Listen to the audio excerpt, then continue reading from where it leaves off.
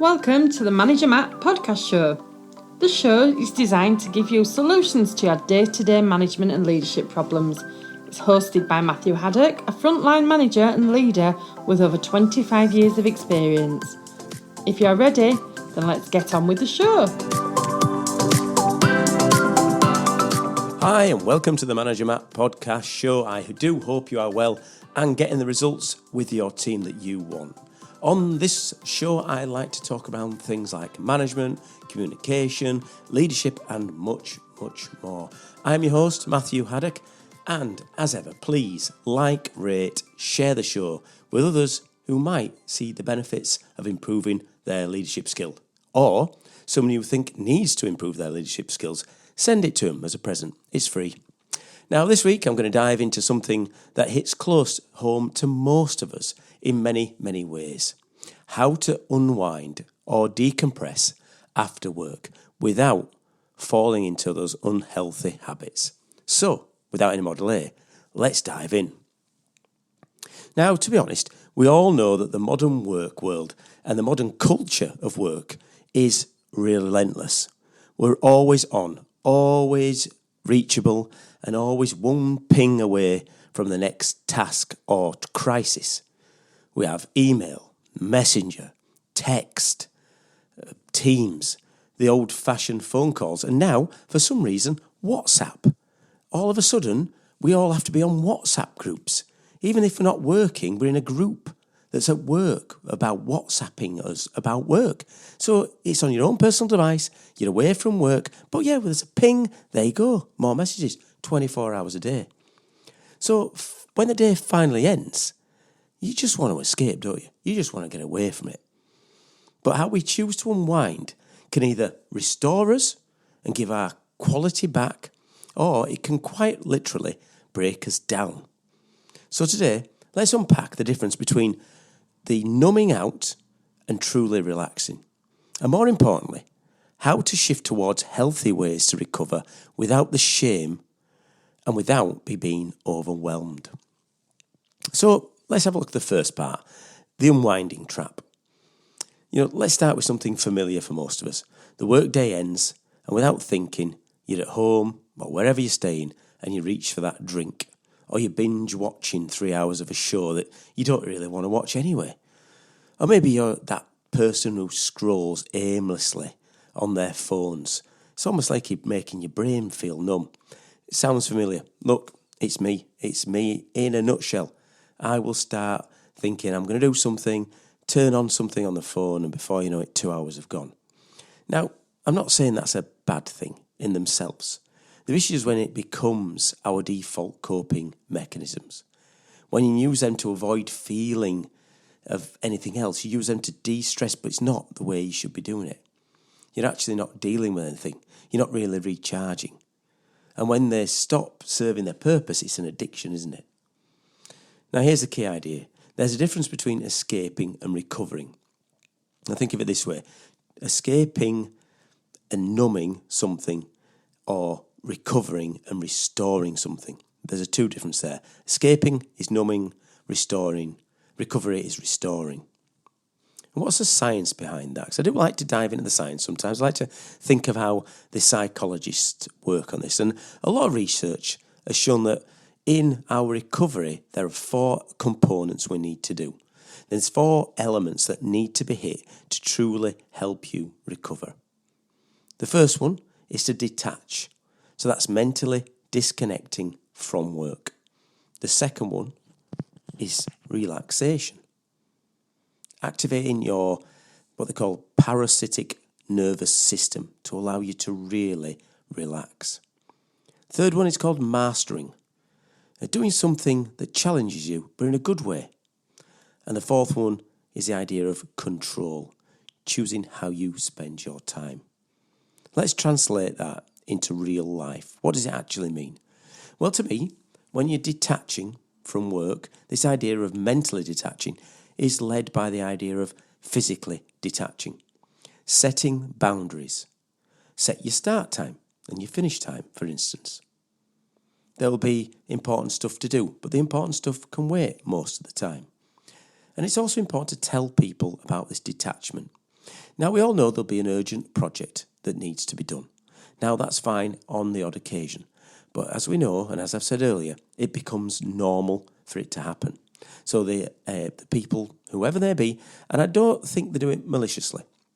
There isn't a malicious bone saying, let's bother that person all the time when he's not at work. But there's the fact that they think it's so important they need to either ring you, call you, dreaded WhatsApp.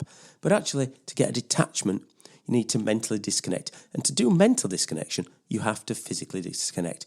So don't pick up your emails.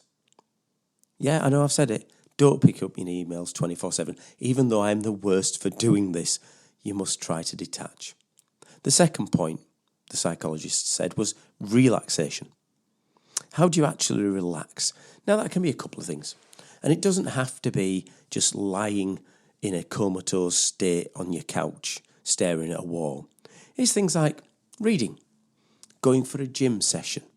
But make sure it's not work-related. Make sure this relaxation allows you to trigger something different. And I'm going to go into that a little bit more detail when I talk about the healthy ways to unwind. But in this one, relaxation for me is going to the gym or going for a run or going for a cycle. It's part of that different from work. The third was mastery. Pushing yourself to do something different. And this is where we slip and we use this time so poorly in our modern world. Even though there's so much information out there, even though there is at the touch of a button and a very small fee, if not free, lots of things you can learn, we don't. So what about that? How can you master something different? Could you pick up a new skill? Again, not a work skill, but a new skill. Could you do a new hobby? Join a new group? Go do something different. So this is it. How do I master something that's away from work? You are a master at work. You will be an expert at what you do, I am sure. But getting a mastery away breaks that cycle and allows you to really unwind and not slip into those negative habits of drinking or smoking or gambling or other addictions that we can add into that. And the fourth thing mentioned is control. Number of times you are controlled at work through your own pressure, through your boss. If you work for yourself, the fact you need to do things, and you're always on the clock. So when you're away from it, how do you choose something to spend your, and this is the big one, free time? It is yours and it is free to do what you want to do. You'll have pressures away from work, family commitments, other things you've signed up to. But what do you control that yourself? You have to get to work at a certain time, but can you control it? And by using those four things, detach, relaxation, mastery and control, you can start to have that science of resetting and unwinding. And that leads me on to my next point about healthy ways to unwind. How do you healthily unwind without slipping to the bad ones? Well, let me give you 5 ways you can do it today. One of them, I mentioned it earlier about relaxation, active relaxation. We are so much these days, and of course you might be listening and have an active job, and that's fine, but we are so much in the moment of working on PCs, constantly at a desk. There is a time where the human thinking part needs the human physical part. So look at some sort of active recovery. Now, you don't have to smash out a high rocks or go do some 20-mile hike. It's all about doing something you like. Simple of a stretch, a walk, even 10 minutes. And it's important to be outside. It reduces cortisol, which is the stress hormone, and it shifts your mind out of the mode of work into it. If you just go for a walk, and what I would recommend here, and what people don't do very well with this one, and you'll see all the time, and now I've mentioned it, you'll see even more, people go for a walk, and first thing they do when they're outside the building, turn the phone on. Pick the phone up, start looking at the phone. A number of times I'll go for a walk, and I see people walk past you, they don't even see you. They're that busy on the phone, and it's a strange way, because the idea of being outside, getting your air, and just relaxing is not to be on the phone. I try to do it every couple of hours, go outside, get 10 minutes, just walk around the block or walk up and down, get some steps in. Biggest thing for people out there, another tip, these are free tips, lots of tips coming your way today. Biggest thing about losing any kind of weight or becoming more healthy, because weight is a bit of a bad measure, is to do the steps. Get your steps in, 8,000 to 10,000 steps. It's very hard to do that if you sat at a desk every day. But if you can get out every couple of hours, and your boss ain't going to mind that. Now, don't stand up in the middle of a meeting and go out, but look at ways of actively relaxing. So get activity into your relaxation. Second point, create flow. Do something with your hands or imagination. This could be painting, cooking, journaling, even one of my best things, and I'm a big fan, is building Lego. Lego's not just for kids, but build some Lego. If you've getting on a little bit, or you're don't even that, whatever age you are, it don't matter about your age. Building Lego is an amazing thing. Creating something. You know, that act I've talked about earlier, mastering, do something different. So create some flow. Knowledge workers need some physical flow and vice versa. You also need some flow in the way that you use the imagination or your hands. Third point in this 5 healthy ways to unwind is, mind your screen time. This is a big watch out. It's okay to watch a show. Just be intentional. With anything in life, be intentional. Ask yourself, is this adding to my peace of mind, or is it just filling time? You think about that.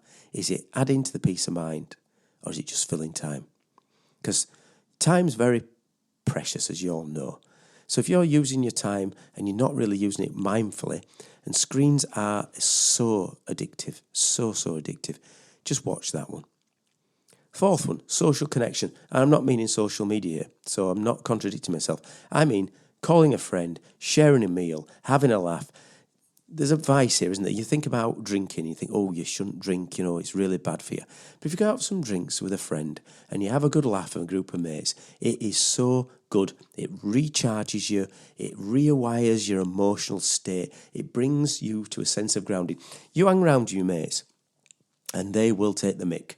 They will be there and take the mick out of you all day long, and it really grounds you back to being yourself, you're normal. You forget about the work. You're really getting this idea of recovery.